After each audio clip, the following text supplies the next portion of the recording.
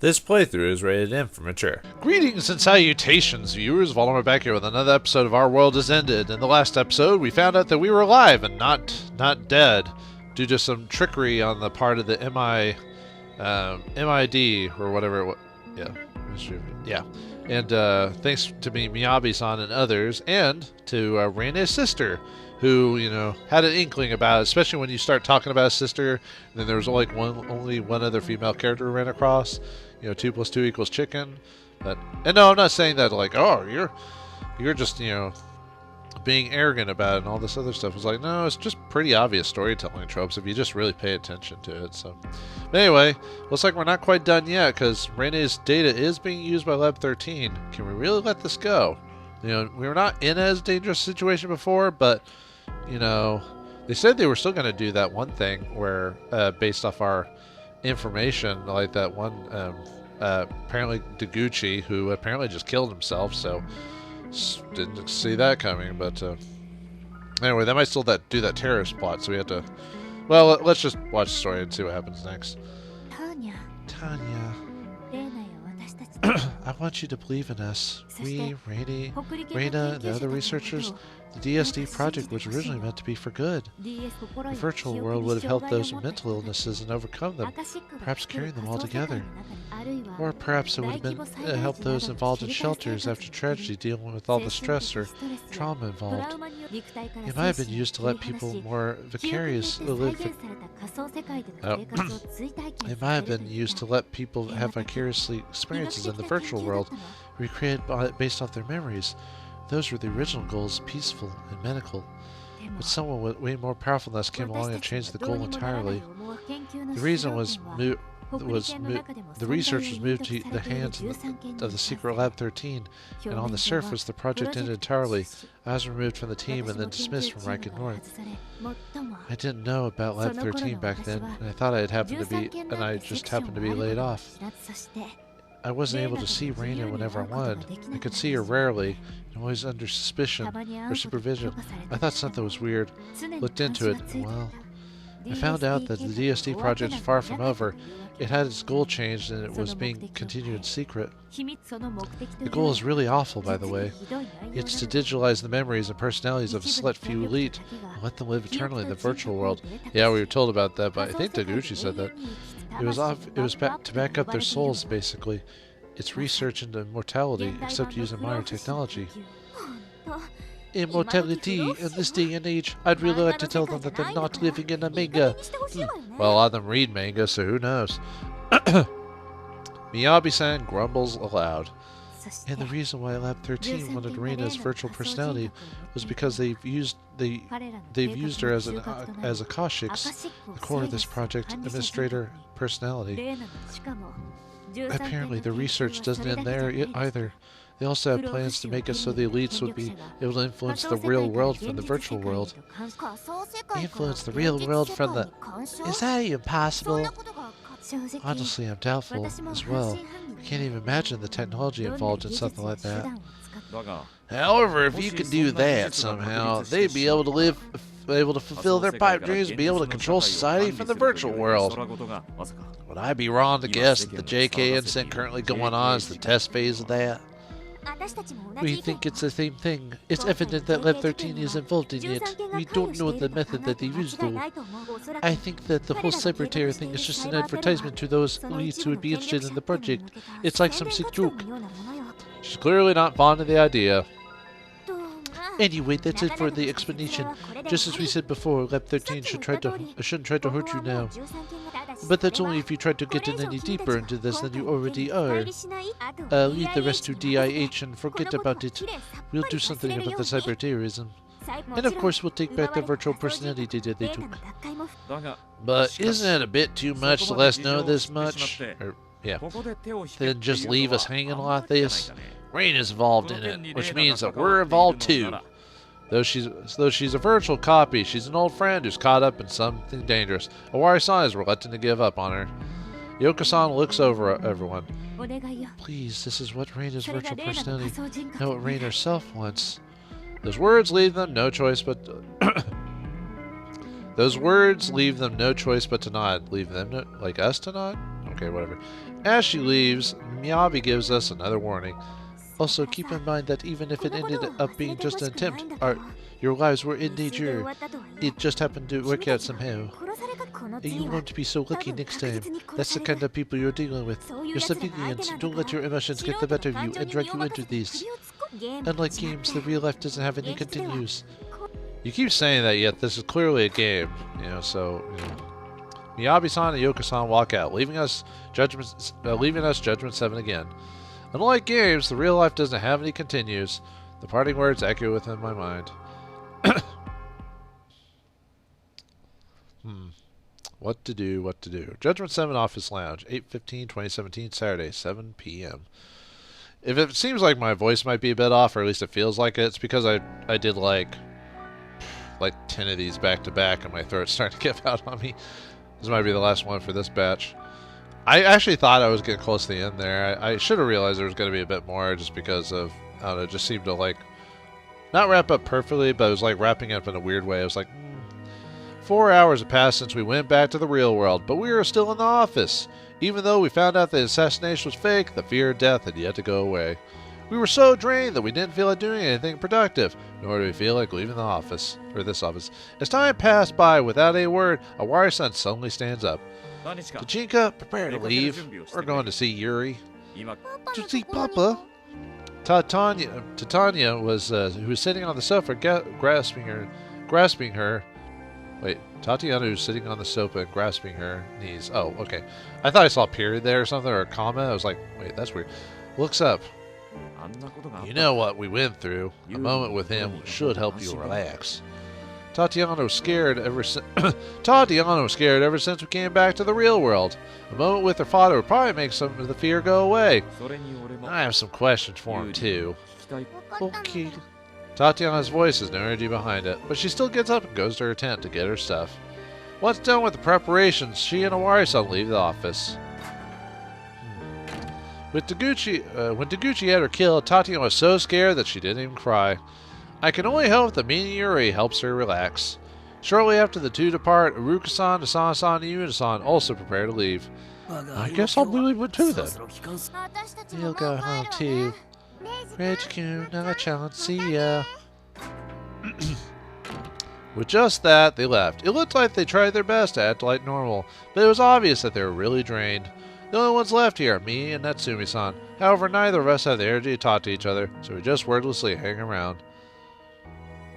I guess possibly almost getting killed can do that to you.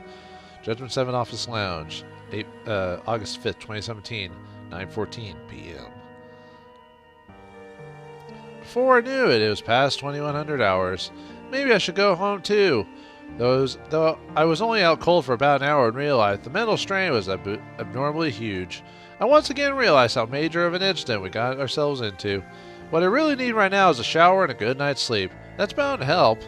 Natsumi-san, I'll be going now. I slowly get up and walk to the lounge's exit, passing by the chair Natsumi-san's sitting in. However, something pulls me back. I turn around and see Natsumi-san's holding the edge of my shirt. Overcome with surprise, I just stare at her. I hear her sigh. She clearly wants to say something. She looks up at me and briefly moves her mouth, looking for the right words before actually speaking up. Are you really going home now? Or home?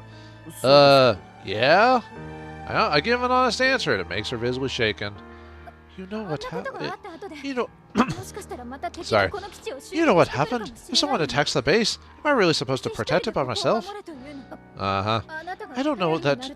I don't think you'd be much use, but I'm sure you could at least serve us as a human shield, so... Is this really the time for backhanded compliments right there? Her words trail off to the point I can't hear her, and she looks down. Despite that, she's still holding onto my shirt. Her hand is shaking slightly. I'll spend the night here. I'll stay with you. I'll stay here until you've fallen asleep. I gotta go home, dude. It's been a while. I'll stay here until you've fallen asleep. I can understand why she's uneasy. No one can be calm after experiencing something that scary. Then I'll guess I'll stay here until you fall asleep. She'll probably forget all her worries and fear when she's in dreamland. I don't mind staying around that long. Natsumi-san suddenly lets go of my shirt, but she's still hanging her head and shaking. Then she raises her face and furrows her brow at me. Are you even listening to me? Who's going to protect me if someone attacks? How could you even leave a girl alone like this? Are you insane? Sounds like you're fine enough by yourself, dude. Could you have said the same thing when Asakusa was leaving? Spend the night here. That's an order. No, it's your fate, your mission. Understand? Yes, I understand. Dude, grab your balls, dude. Take your balls back, man. As menacing as she's being right now, I can't really argue. I guess leaving a girl here by herself really wasn't a good idea. I think she can handle herself. You have a gun, don't you? No, I'm just kidding. Of course you can have a gun. All right, I'm about to go back to my room. I see. Then I'll stay here. Huh? What kind of nut? Sorry. Huh, what kind of nonsense is that? You're coming with me. She turned sulky. Eh? Eh? I raised my voice. How can I not? Are you sure I can go to your room? She's invited me to her sanctuary. Has hell have frozen over? Wait, don't people die when they cross the Natsumi absolute defense line? I'm the one telling you. I don't see the point of asking me that. Listen, I'm just letting you in because it's an emergency. We were attacked. You can protect me if you're nearby, right? This is like a wartime exception. Well, you're not wrong. If you understand, just come with me. Natsumi-san leaves the lounge. I know this is an emergency, but I still never imagined that I'd go to her room. Somewhat tense, I head to the floor 4. Judgement 7 Office. Natsumi's room. August 5th, 2017, 9:23 p.m. Well, yeah, it's a goth dream, alright. You can kind of tell. Pardon the intrusion. I hesitantly enter Natsumi-san's room. It's a place with a cozy atmosphere. There's an antique dresser, closet, etc., and all of them are set up in the best of ways. There's a framed picture on the wall, and there's even a deer ornament. And in the middle of it all, there's a relatively large, fancy bed. I feel like I went back to in the time of Victorian England. Natsumi-san designed the place so well I almost forgot this is a part of the office. Don't stare at it too much. She looks kind of uncomfortable. Sorry. Come on, don't just stand there. Sit down, whatever. As urged, I sit on the rug below, and Natsumi-san sits a short distance away from me. Sitting down didn't help me calm down at all. The idea of them actually in Natsumi room is just powerful. Natsumi-san seems relentless and uneasy too. It's not the mood for the idle chat. It's not the mood for idle chat. Okay. It's not the mood for idle chatter, so I don't know what to say. The uncomfortable silence goes on for a while, but then Natsumi-san suddenly stands up. I'm gonna go take a shower. Not even looking at me in the eye, she goes to leave the room. Then I'll go to the dev room. Being in this room with the owner would make me just feel uncomfortable. I obviously can't join her here. As I stand up, Natsumi-san glares at me. No, what if I get attacked in the shower? Oh, come on, dude. You should wait outside the shower. What? Do you want me to get smacked ass? And so Natsumi-san leaves the room. I look at her back, dumbfounded. I mean, this would be the first time that one of the girls takes a shower while any of the guys is in the nap room. Should I really go there? Well, she's the one who told me to. Completely lost, I leave the room. Right outside the room, there's ding.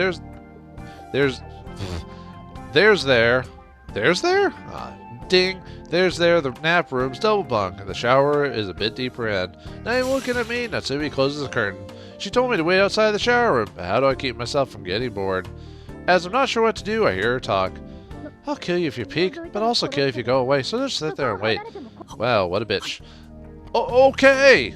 As I show my non-intention to peek, I sit on the floor and then back towards the curtain. A warrior-san would probably use this opportunity to sneak a peek and take a photo, but I don't have the guts for that. As I just space out due to the boredom, I start hearing the rustling of cloth from behind the curtain.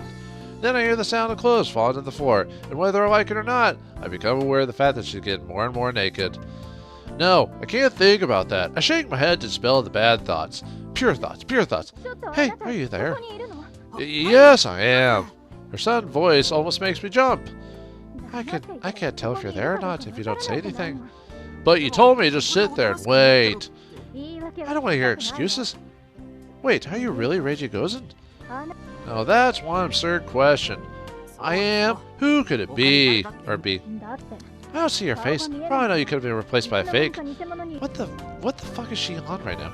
Looks like she's just chatting with her isn't enough to spell her unease. Don't worry, I'm me, the one and only, the assistant director. Only talent is being unremarkable. That makes it even harder to believe.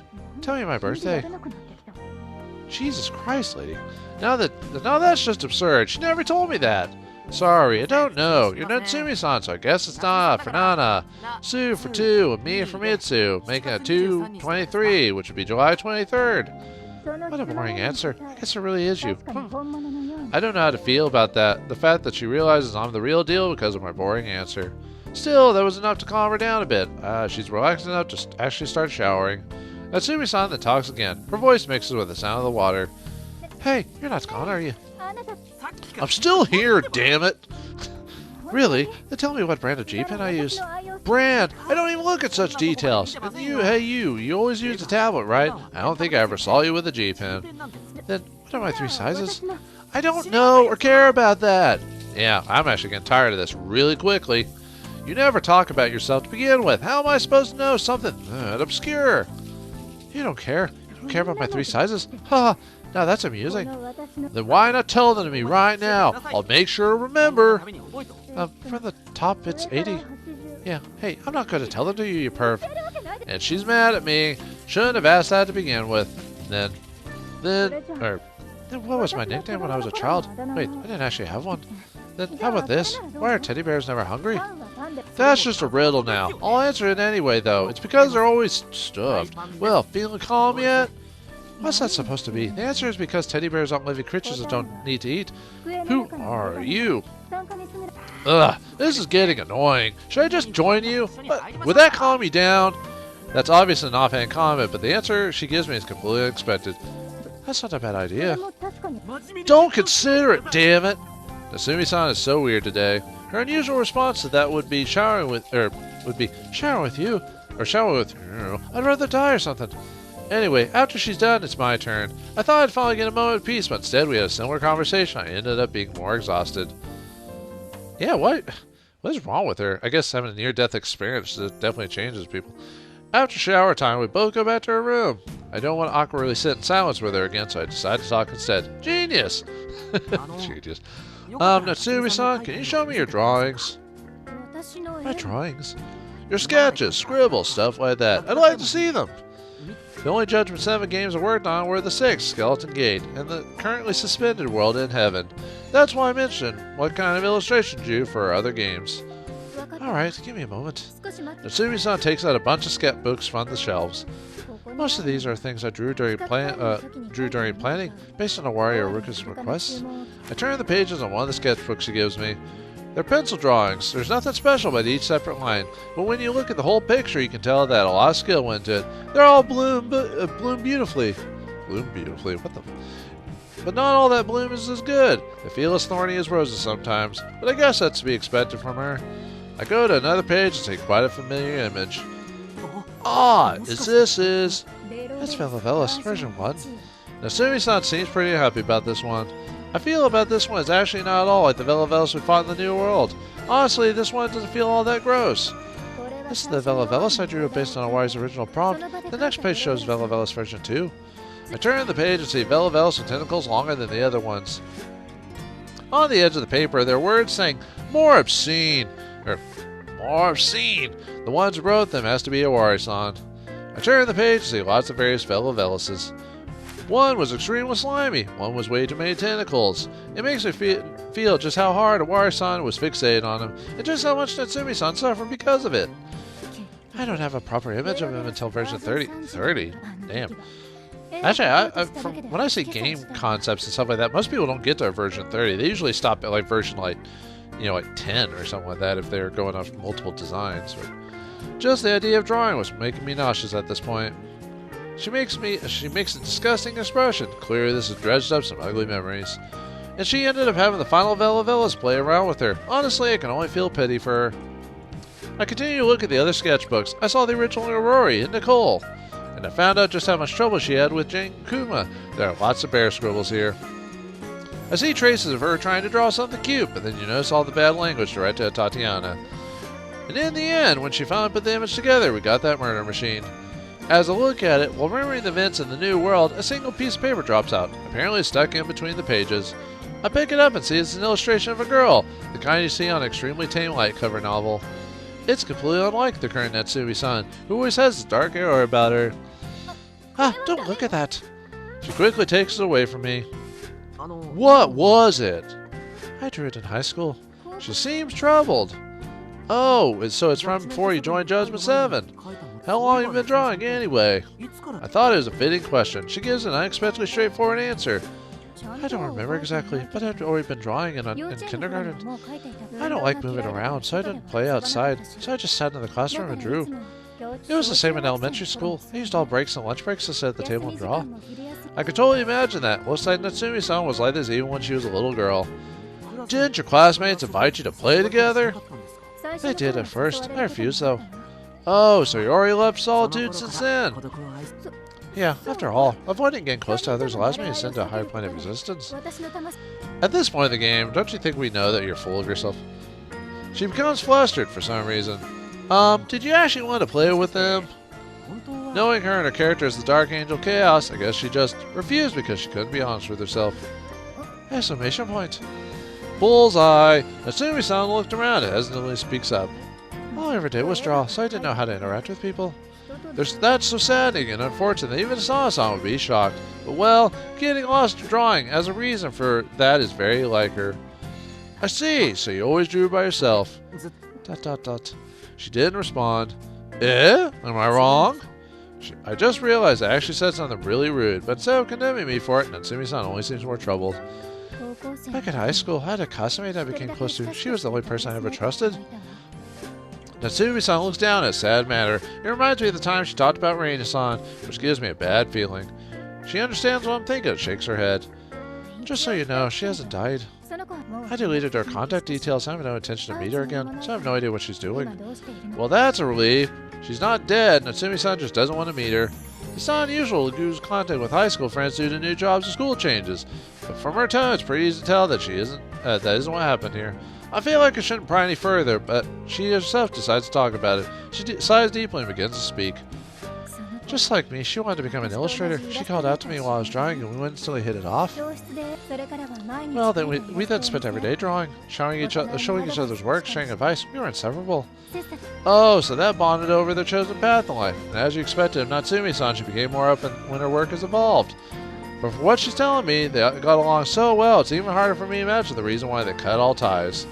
But one day, I cut all contact with her. Why did she cut all contact with her? Why are we learning all this about Natsumi after being so far into the game? Find out next time on the next episode of Our World Is Ended. Thanks for watching, hope you enjoyed, and I'll see you next time.